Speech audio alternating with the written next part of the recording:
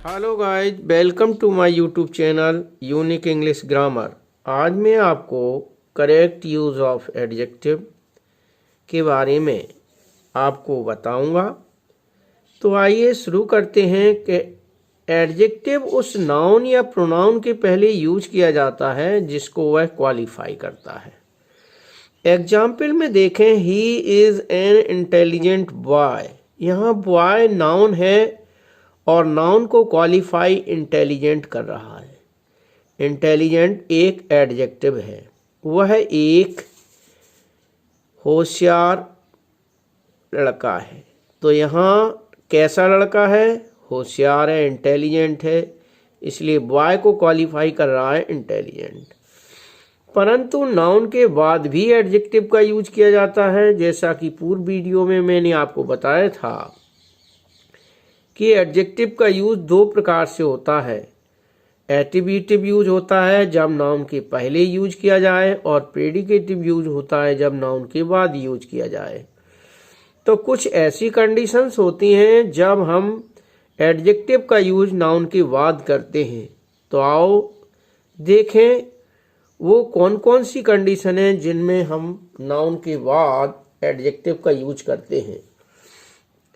पहला पॉइंट है जब एडजेक्टिव का यूज क्वालिफाइंग टाइटल के रूप में किया जाता है। एग्जाम्पल से आपको समझ आएगा। अशोक एक राजा था, तो अशोक को द ग्रेट का टाइटल दिया गया। Ashok the great was a famous king of India. महान अशोक भारत का एक प्रसिद्ध राजा था। तो यहाँ कैसा? ग्रेट यानी कि महान। अशोक कैसा था? ग्रेट था। तो इससे जो है इसको क्वालिफाई करने के लिए क्वालिफाइंग टाइटल के रूप में यूज किया गया। अशोक को दी ग्रेट का टाइटल दिया गया है। Ashok the great was a famous king of India. तो अब आप समझ गए होंगे कि किस तरीके से जब ये प्रॉपर नाउन है, इसको क्वालिफाई कर रहा है, इसकी टाइटल बता रहा है, तो इसका टाइटल क्या है? The great. तो टाइटल बताने के लिए भी हम नाउन के बाद जो है एडजेक्टिव का यूज करते हैं।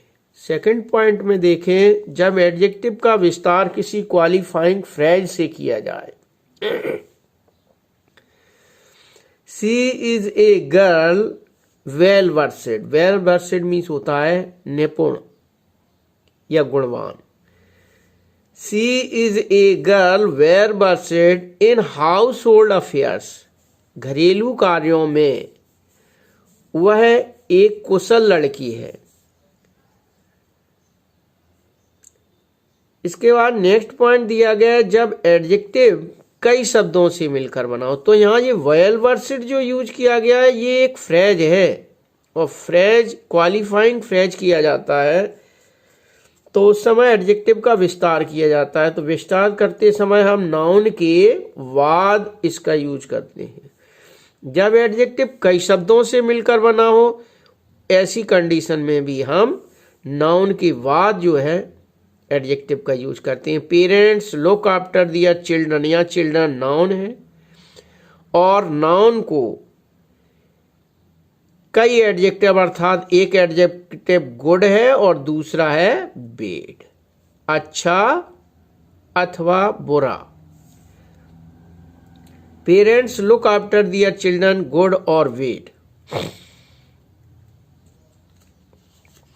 तो यहाँ गुड बेड दो से अधिक एडजेक्टिव है, यानी कि जब कई एडजेक्टिव मिलकर जो है, जब कई एडजेक्टिव यानी कि कई शब्दों से मिलकर एडजेक्टिव बना होता है, तो यहाँ दो शब्द हैं गुड और वेड। गुड और वेड से मिलकर ये बना हुआ है, तब हम नाउन के बाद जो है एडजेक्टिव का यूज करते हैं। इसके बाद नेक्स्ट कंडीशन है जब एडजेक्टिव दबाव यानी कि एम्फेसिस प्रकट करने के लिए होता है, दबाव व्यक्त करने के लिए होता है, तो हम एडजेक्टिव का यूज करते हैं नाउन के बाद, नाउन या प्रोनाउन के बाद। तो नो वन के बाद जो है डेड एडजेक्टिव का यूज किया गया है। Can resign life in the world. इसके बाद नेक्स्ट पॉइंट है कविता, जो पोएट्री होती है, इस पोएट्री में भी नाउन के बाद एक से अधिक जो है एडजेक्टिव का यूज किया जाता है। जैसे not gold word only man can make, न केवल सोना बल्कि एक व्यक्ति कर सकता है, मात्र एक व्यक्ति कर सकता है। ए पीपल ग्रेट एंड स्ट्रॉन्ग, एक व्यक्ति, ग्रेट मीन्स महान और स्ट्रॉन्ग मजबूत।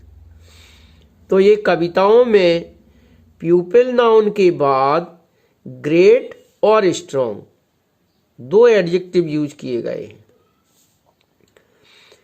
जब कई एडजेक्टिव एक ही नाउन या प्रोनाउन की विशेषता प्रकट करते हों, जब कई एडजेक्टिव एक ही नाउन की विशेषता प्रकट करते हों, जैसे he is a Nobel, honest and intelligent man, तो एक ही व्यक्ति की कई विशेषताएं, नोबल महान भी है, ऑनेस्ट ईमानदार भी है और इंटेलिजेंट होशियार भी है। तो जब कई एडजेक्टिव एक ही नाउन या एक ही प्रोनाउन को मॉडिफाई करते हैं तो हम नाउन, जैसे कि यहां लिखा हुआ है ही इज अ, यहाँ प्रोनाउन के बाद यूज किया गया, he is a Nobel, honest and intelligent man.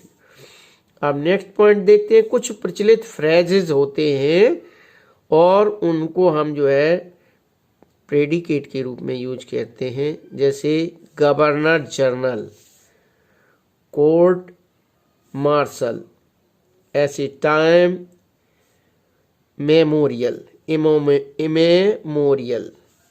तो ये फ्रेजेज के रूप में यूज किए जाते हैं। जब बॉर्थ किसी अन्य शब्द से मिलकर कंपाउंड एडजेक्टिव का कार्य करता है, जब दो या दो से अधिक एडजेक्टिव मिल जाते हैं तो वो क्या कहलाते हैं? कंपाउंड एडजेक्टिव कहलाते हैं।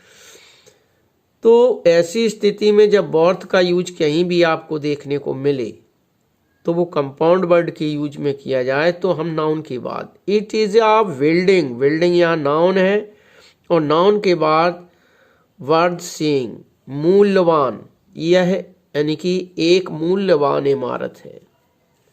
तो मूल्यवान व्यक्त करने के लिए बहुमूल्य या कीमती, इसके लिए वर्थ सेइंग। तो यहाँ कैसा है? कंपाउंड एडजेक्टिव का कार्य कर रहा है, इसलिए नाउन के बाद यूज किया गया है। इसके बाद नेक्स्ट पॉइंट में हम देखें, ये पॉइंट 1 के जो है इतने भाग थे जब हम प्रेडिकेट के रूप में उसका यूज करते हैं, नाउन के बाद यूज करते हैं। कुछ एडजेक्टिव जिनके अंत में, ये वेरी इंपॉर्टेंट, बहुत ही महत्वपूर्ण पॉइंट है। कुछ एडजेक्टिव ऐसे होते हैं जो IOR, इनके अंत में IOR होता है। जैसे एग्जाम्पल में ये लिखे हुए हैं, सुपीरियर हुआ, इन्फीरियर हुआ, जूनियर हुआ, सीनियर, प्रियर और पोस्टीरियर। इनके बाद कंपैरेटिव डिग्री, इन जितने भी ये दिए गए ये सब के सब कंपैरेटिव डिग्री में यूज किए जाते हैं, लेकिन इनके बाद प्रीपोजिशन टू का यूज करते हैं, देन का यूज नहीं करते।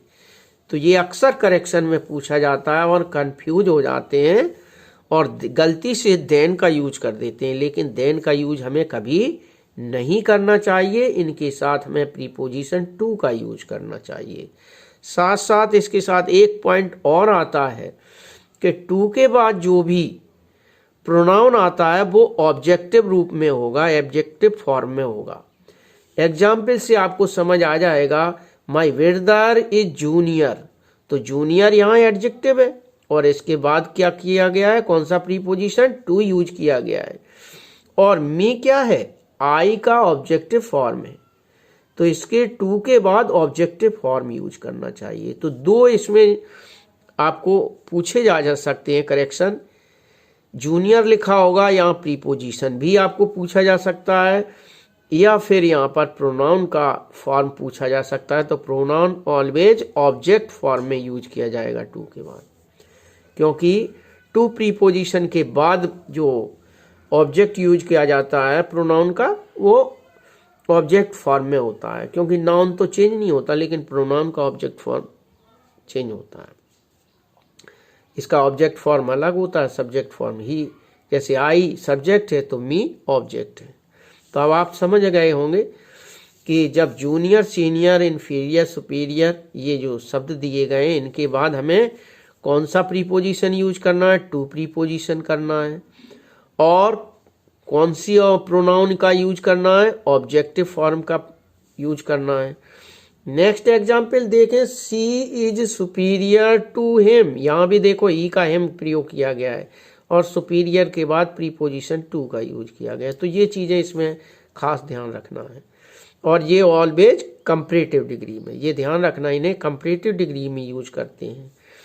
इसके बाद प्रेफर और प्रेफरेबल, इनका भी जो है कंपैरेटिव की फोर्स होती है इनके अंदर, कंपैरेटिव का भाव होता है इनके अंदर। तो इनके पूर्व मोर का यूज नहीं करना चाहिए। कभी भी हम इनके आगे मोर, प्रेफर और प्रेफरेबल के आगे मोर का यूज नहीं करते हैं। और ना ही इनके साथ देन का यूज किया जाता है, बल्कि इनके साथ टू का यूज किया जाता है। कौन सा प्रीपोजिशन यूज किया जाता है, टू। एग्जाम्पल में देखें आप, I prefer apple to grapes. I prefer, मैं पसंद करता हूं, एप्पल्स मीन्स सेव, किसकी अपेक्षा, ग्रेप्स मीन्स अंगूर की अपेक्षा। मैं अंगूर से ज्यादा क्या पसंद करता हूं, एप्पल पसंद करता हूं। तो यहां टू प्रीपोजिशन आता है, यहां पे टू प्रीपोजिशन आता है प्रेफर के साथ, और प्रेफरेबल के साथ भी टू का यूज किया जाता है। दिस पेन, यानी कि यह pen, is preferable to that pen. यह पेन उस पेन की अपेक्षा या उस पेन से ज्यादा प्रेफरेबल है। तो ये आप समझ गए। रूल नंबर 4 में देखें, interior, ulterior, exterior, major, minor, former, latter, upper, outer, inner आदि एडजेक्टिव केवल पॉजिटिव डिग्री में ही प्रयोग किए जाते हैं। इनका हम कंपैरेटिव डिग्री में यूज नहीं करते। तो interior, ulterior, exterior, major, minor, former और लेटर, अपर, आउटर और इनर, इन सब का यूज हम पॉजिटिव डिग्री में करते हैं। ये ध्यान रखना है हमें। अगर इनको आप अच्छे से याद कर ले तो ज़्यादा बेटर होगा कि interior, ulterior, exterior, major, minor, former, latter, upper, outer और इनर, इन एडजेक्टिव का यूज केवल पॉजिटिव डिग्री में प्रयोग किया जाता है और इनके बाद कोई प्रीपोजिशन यूज नहीं होता। एग्जाम्पल में देखें, inner room of the house is cool. तो इनर रूम, कैसा रूम, इनर रूम, अंदर का कमरा। तो रूम के आगे यूज किया गया है, इसके साथ कोई भी प्रीपोजिशन यूज नहीं किया जाता। This is a minor injury. तो यहाँ माइनर जो है पॉजिटिव डिग्री में किया गया है यूज, यहाँ भी इनर पॉजिटिव डिग्री में यूज किया गया और इनके लिए कोई प्रीपोजिशन यूज नहीं किया जाता। तो इसके बाद ना तो यहाँ कोई प्रीपोजिशन यूज किया गया है, ना यहाँ कोई प्रीपोजिशन यूज किया गया है। नेक्स्ट रूल नंबर 5 में देखें, यदि एक ही पर्सन के दो गुणों की तुलना की जाए, एक व्यक्ति के अंदर दो गुण हों और उन गुणों की तुलना की जाए, तो कंपैरेटिव डिग्री की जगह हम पॉजिटिव डिग्री का यूज करते हैं। कंपैरेटिव डिग्री की जगह पे पॉजिटिव डिग्री का यूज करेंगे, लेकिन उस डिग्री से पहले मोर का यूज कर देंगे। काय का यूज करेंगे, मोर, मोर लगाकर उसका यूज करेंगे। एग्जाम्पल में देखिए, आपको स्पष्ट समझ आ जाएगा। He is more brave, braver नहीं, क्या, मोर ब्रेव। ये आपको करेक्शन के लिए आ सकता है कि इस टाइप से दो एडजेक्टिव को कंपेयर किया गया हो तो वहां पे आपको वो हो सकता है कंपैरेटिव डिग्री दे दे। तो ऐसी कंडीशन में कंपैरेटिव डिग्री यूज ना करके पॉजिटिव डिग्री का यूज करेंगे और हम उसके आगे मोर लगा देंगे। तो यहाँ एक ही व्यक्ति हुआ है, अर्थात एक कोई पर्सन है, जिसकी दो क्वालिटी है और उन क्वालिटी के बीच जो है कंपेयर किया गया है, वह बहादुर, तो ही इज मोर ब्रेव, वह बहादुर अधिक है अपेक्षा स्ट्रॉन्ग, मजबूत के साथ या ताकतवर की अपेक्षा वो बहादुर अधिक है। तो यहाँ ध्यान रखना है कि जब दो एडजेक्टिव के बीच कंपैरिजन होता है तो हम इनको पॉजिटिव डिग्री में यूज करते हैं, लेकिन पहली डिग्री के आगे हम मोर लगा देते हैं। अब नेक्स्ट रूल नंबर देखें। इस रूल में मैं आपको बताऊंगा कि दो या अधिक एडजेक्टिव एक ही नाउन को विशेषता प्रकट करते हैं। देखो ध्यान रखना, इसमें थोड़ा सा डिफरेंस है। यहाँ एक ही व्यक्ति की दो विशेषताओं की तुलना की गई है पॉइंट नंबर 5 में, लेकिन 6 में एक ही व्यक्ति की या एक ही नाउन की विशेषता प्रकट करने के लिए हम एक ही प्रकार की डिग्री का यूज करते हैं। जब दो या दो से अधिक एडजेक्टिव से उसकी विशेषता बताई जा रही हो तो हम उसमें एक प्रकार की, अगर पॉजिटिव है तो सभी पॉजिटिव डिग्री में होंगे, कंपैरेटिव है तो सभी कंपैरेटिव डिग्री में होंगे और सुपरलेटिव है तो सभी सुपरलेटिव डिग्री में होंगे। जैसे यहाँ मैंने एक एग्जाम्पल लिया है जो एक ही व्यक्ति के दो विशेषताएं बता रहा है कि एक व्यक्ति में दो प्रकार की विशेषताएं, जैसे मिस्टर नेहरू वाज नोबलिस्ट, तो ये सुपरलेटिव डिग्री है, एंड एबलिस्ट, एबल का सुपरलेटिव डिग्री एबलिस्ट और नोबल का सुपरलेटिव डिग्री नोबलेस्ट। तो इनके अंदर दो गुण हैं, नोबल और एबल। तो mister Nehru was noblest and ablest man, mister Nehru महान, सबसे अधिक महान और सबसे ज्यादा योग्य थे। इसके बाद नेक्स्ट रूल नंबर 7 में देखें। ये बहुत ही ध्यान से आपको देखना है, ये भी करेक्शन में ज्यादातर पूछा जाता है। क्या है कि परफेक्ट, चीफ, कंप्लीट और राउंड आदि एडजेक्टिव का यूज प्रायः कंपैरेटिव या सुपरलेटिव डिग्री में नहीं होता। ना ही इसको कंपैरेटिव डिग्री में यूज करते हैं, ना ही सुपरलेटिव डिग्री में प्रयोग करते हैं। एग्जाम्पल में देखें, this is a perfect story, ना तो इसके आगे मोर लगाएंगे और ना ही इसे कंपैरेटिव और सुपरलेटिव डिग्री में यूज करेंगे। तो this is a perfect story. अब क्यों नहीं करेंगे? क्योंकि परफेक्ट मीन्स होता है पूर्ण, चीफ मीन्स होता है प्रमुख, कंप्लीट मीन्स पूर्ण, राउंड मीन्स चारों। जिस संपूर्णता को व्यक्त करते हैं इसलिए इनके आगे ना मोर लगाना है, ना इन्हें सुपरलेटिव डिग्री में यूज करना, ना कंपैरेटिव डिग्री में। This is a perfect story. अब नेक्स्ट रूल में देखें, एल्डर, ये बहुत ही आप बारीकी से ध्यान से देखना क्योंकि इसकी दो डिग्री होती है, एल्डर, एल्डर, एल्डेस्ट और ओल्ड, ओल्डर, ओल्डेस्ट। तो यहाँ आपको थोड़ा डिफरेंस नजर आएगा। जब एक ही परिवार के लोग जिनके बीच रिलेशन होता है, एक ही परिवार के लोग होते हैं, उनके लिए कंपैरेटिव डिग्री में एल्डर और सुपरलेटिव डिग्री में एल्डेस्ट का यूज करते हैं, लेकिन कंडीशन ये है कि वे एक ही परिवार के सदस्य होते हैं।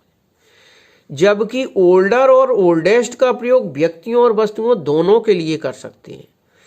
और साथ साथ एक चीज आपको और ध्यान रखना है कि एल्डर के बाद हमें प्रीपोजिशन टू का यूज करना है, लेकिन ओल्डर के बाद हम प्रीपोजिशन देन का यूज करेंगे। एग्जाम्पल में देखें, एल्डर, साथ साथ एक पॉइंट और आपको बताता हूं, एल्डर का यूज नाउन की तरह भी होता है और इसे हम एस लगाकर प्लूरल नंबर भी बना सकते हैं। जैसे एग्जाम्पल में आप देखें, एक एक करके मैंने आपको बता दिया है कि my sister is elder to me. देखो, ये सिस्टर उसकी खुद की बहन है और वो उससे बड़ी है। मेरी बहन मुझसे बड़ी है, तो यहां कंपैरेटिव डिग्री के साथ टू का यूज करना, टू प्रीपोजिशन।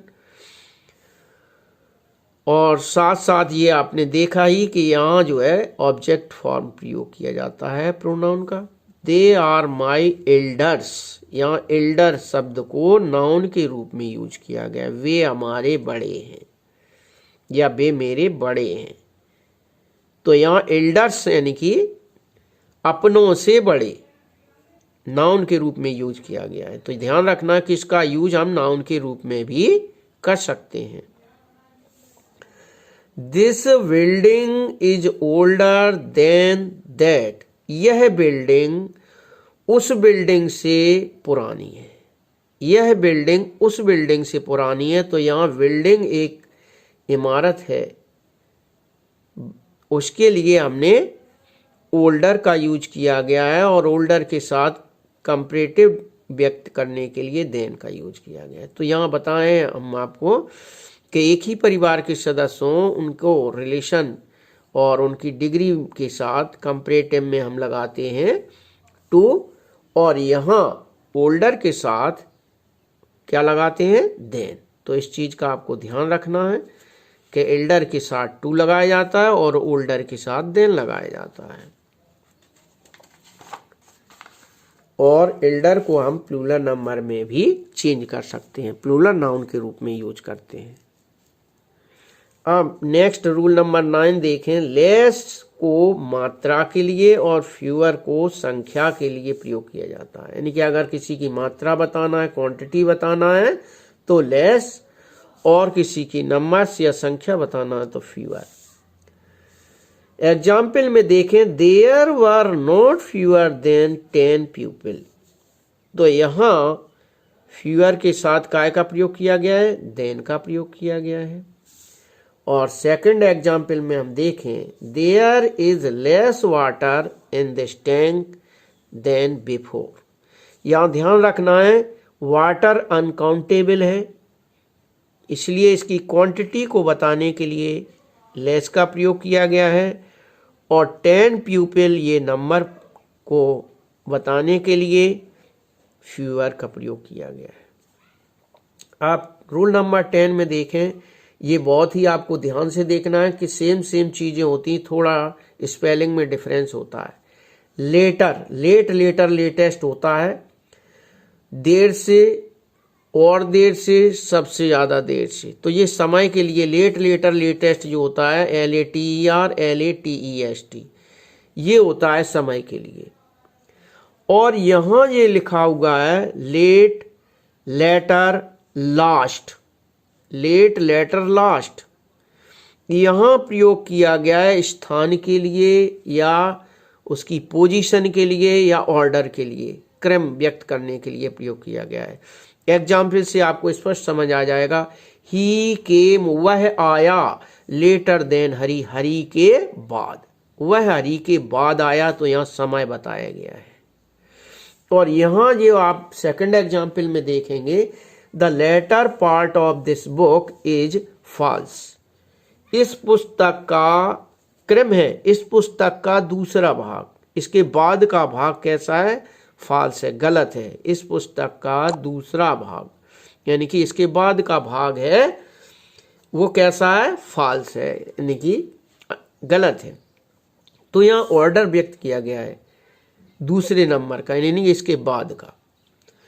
और third example, the last chapter of this book is not at printed. इस पुस्तक का अंतिम चैप्टर प्रिंट, अभी प्रिंट नहीं हुआ। तो यहां लास्ट, अंतिम, इस यानी कि स्थिति के बारे में बताया जा रहा है कि कैसी स्थिति में, लास्ट पोजीशन है इसकी, इसकी लास्ट पोजीशन है। तो पोजीशन को व्यक्त करने के लिए LATER और LAST का यूज किया जाता है, लेकिन समय के लिए लेट लेटर लेटेस्ट LATER और LATEST का यूज करते हैं। इस पर आप बहुत ध्यान रखना। अब आइए रूल नंबर 11। तो इसमें बोथ जब एडजेक्टिव का कार्य करता है, अर्थात इसका एडजेक्टिव के रूप में जब यूज किया जाता है तो इसके पश्चात दा का यूज करते हैं। जैसे both the boys were punished, ये दो के लिए यूज किया जाता है। तो बॉय यहाँ नाउन है और नाउन के पहले दा का यूज किया गया है।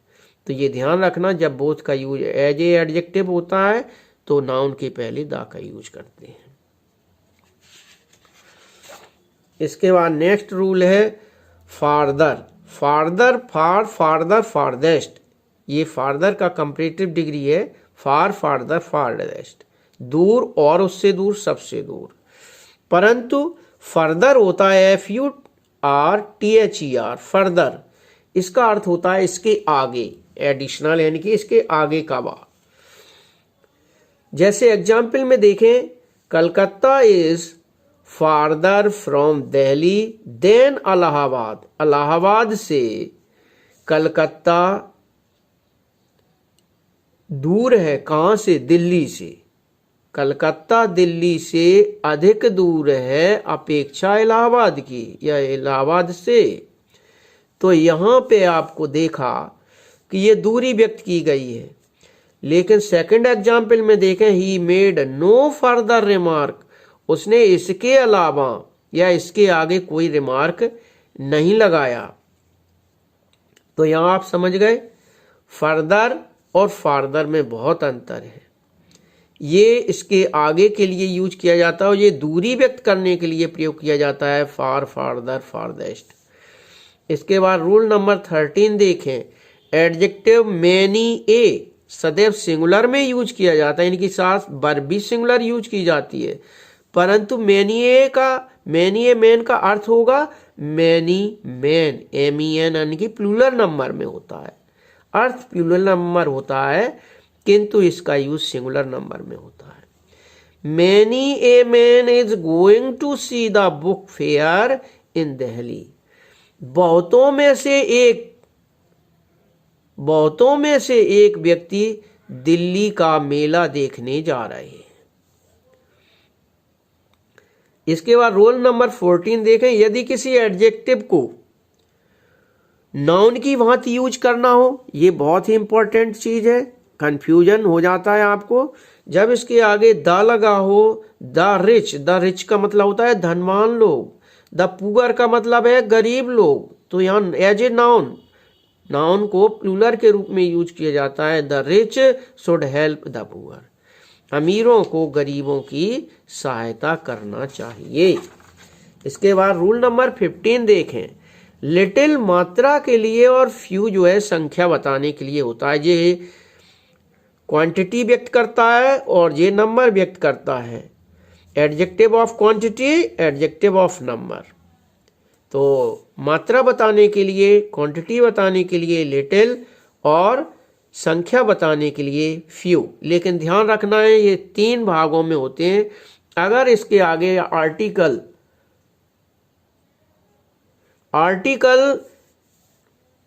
ए लगा हुआ है, ए लिटिल, यानी कि अगर सिंगल आता है लिटिल फ्यू, तो ये नेगेटिव व्यक्त करता है, क्या? ना के बराबर। नेगेटिव मतलब ना के बराबर मात्रा और ना के बराबर संख्या।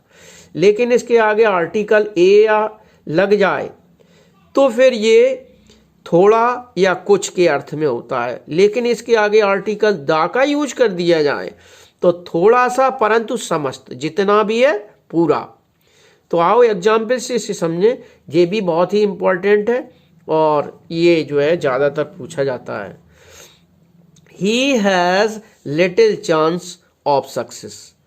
उसके सफल होने के बहुत कम चांसेज हैं, ना के बराबर चांसेस। अर्थात इसका अर्थ है नो चांस, कोई मौका नहीं है, कोई अवसर नहीं है। ही हैज फ्यू फ्रेंड्स, उसके कुछ मित्र हैं। कैसे, कितने मित्र हैं? ना के बराबर मित्र हैं। A little knowledge is a dangerous thing. थोड़ा सा ज्ञान खतरनाक होता है। ये सब नॉलेज व्यक्त करता है, कुछ ज्ञान। ऐसे I have read a few novels. मैंने कुछ उपन्यास पढ़े, तो कुछ थोड़े यानी कि कुछ संख्या बताने के लिए फ्यू का प्रयोग किया गया है। और यहाँ कुछ मात्रा बताने के लिए ज्ञान की, क्योंकि ज्ञान को काउंट नहीं किया जा सकता, तो इसलिए इसे व्यक्त करने के लिए आ लिटिल यूज किया गया है और यहाँ काउंटिंग बिल में आ फ्यू का प्रयोग किया गया है। She has lost the little gold he had. ये दी का यूज किया गया है। ये द होल का मतलब है संपूर्ण। उसके पास जितना भी सोना था सब खो चुका है। उसके पास जितना भी सोना था वह सब खो चुकी है। यहाँ हम देखें he gave away the few books, तो यहाँ देखिए गोल्ड जो है अनकाउंटेबल होता है तो इसके आगे लिटिल यूज किया गया है, लेकिन ये काउंटेबल है। He gave away the few books he had, उसके पास जितनी भी किताबें थी सारी किताबें उसने गेव अवे मीन्स दे दी। तो यहाँ आप समझ गए ये काउंटेबल और अनकाउंटेबल है, यानी कि क्वांटिटी व्यक्त करना है तो द लिटिल, और लेकिन ये जितना भी है पूरा समस्त के लिए, और ये ए लिटिल और ए फ्यू है कुछ के लिए, और नेगेटिव के लिए लिटिल और फ्यू का यूज करते हैं। तो ये आप समझ गए होंगे। अब आइए होल के बारे में आपको बताते हैं, ये बहुत ही इंपॉर्टेंट है। जब होल एडजेक्टिव की तरह यूज होता है तो इसके पूर्व द का यूज होता है, और जब होल के बाद जब प्रोनाउन हो तो होल के पूर्व द का, होल के पहले द यूज करेंगे और बाद में ऑफ लगा देंगे। ये ध्यान रखना, प्रॉपर नाउन। देखो एग्जाम्पल से आपको समझ आ जाएगा। I can work the whole day, मैंने पूरे दिन काम किया, तो होल से पहले आर्टिकल द का यूज किया जाएगा। ध्यान रखना, अगर फिल इन दी ब्लैंक्स में आता है तो द लगा हो और उसके बाद फिल इन दी ब्लैंक्स है तो आपको होल का यूज करना है।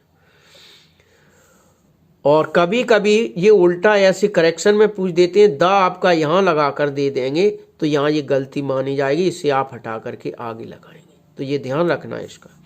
इसके बाद यहाँ the whole of the India, यहाँ प्रॉपर नाउन है, और प्रॉपर नाउन होगा तो उससे पहले ऑफ प्रीपोजिशन करेंगे और होल के पहले द का यूज करेंगे। The whole of India wept for Mahatma Gandhi, Mahatma Gandhi के लिए पूरा भारत रोया।